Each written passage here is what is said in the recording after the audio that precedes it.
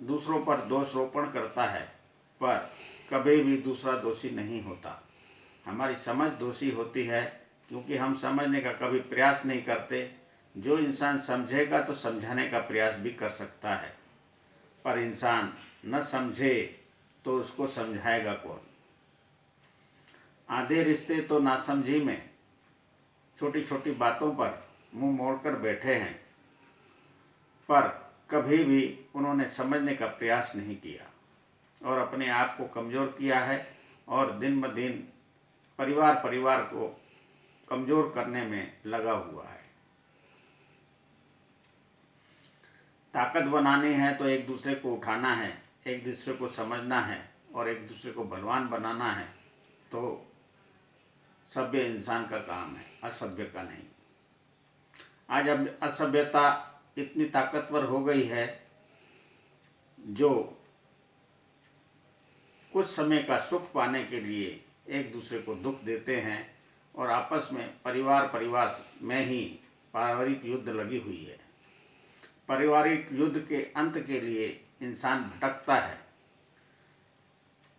पंथों के पास, और पंथ अधर्म का ज्ञान कराते हैं, और अधर्म का ज्ञान पढ़ा हुआ पाठ वो कभी ज्ञान के मार्ग पर आ ही नहीं सकता। ज्ञान का मार्ग पर जाना है तो स्वयं ईश्वर का सिमरन करो। जिस समस्या में मन उलझा है उसका तारणहार स्वयं शरीर के अंदर है। मैं आत्मा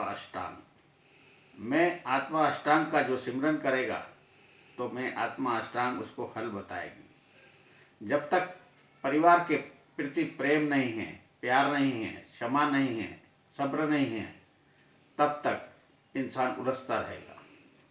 जब प्रेम को जगाएगा, प्यार को समझेगा, तो सहेगा और समझेगा और समझाएगा और पथ बनाएगा। पथ बनाना घर के बड़ों का काम होता है। छोटों का काम बड़ों की बात मानने में होता है। आज समस्या ये है, बड़े समझते नहीं और छोटे समझते नहीं, एक दूसरे का मान सम्मान करते नहीं, और अपमान हर समय में करने में छोटे बड़े उतारू है। तो समझी कैसे हो सकती है? अपनों से रिश्ता तोड़कर गैरों के मंडियों में घूमते हैं, भटकते हैं मित्रता करने में, और मित्र उनकी टांग खींचने में। जहाँ पारिवारिक बल नहीं होता, वहाँ संसार भी उनकी टांग खींचता है और कमज़ोर बनता है।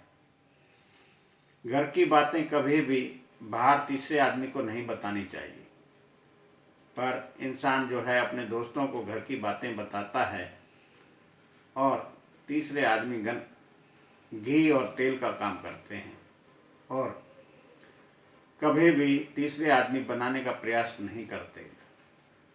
करोड़ों में एक आदमी मिलेगा जो घर के बनाने के प्रयास में आएगा, बाकी सब इंसान हवन में घी तेल डालने का काम करते हैं, जैसे लड़े और मैं तमाशा देखूं। तमाशा देखने वाले लोग संसार में अधिक है, क्योंकि सबको फिल्म वही अच्छी लगती है जहाँ पर दुखी आदमी अधिक हो। जहाँ हीरो दुखी होता है और लड़ते रहता है, वो फिल्म सक्सेस होती है। रामायण हमको अच्छी क्यों लगती है? क्योंकि राम दुखी है। अगर किसी में ईश्वर का रूप सुखी दिखाया है तो उसकी कथा हम नहीं पढ़ते, क्योंकि सुख देखकर हमको प्रशंसा नहीं मिलती। हमारे शरीर में प्रशंसा तब मिलती है जब हम किसी दुखी आदमी की बातें सुनते हैं, देखते हैं, वह हमको बहुत अच्छा लगता है।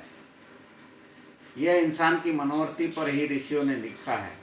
इंसान की मनोवृत्ति कभी भी दूसरों को दुखी देखकर ही प्रशंसा मिलती है, सुखी देखकर नहीं।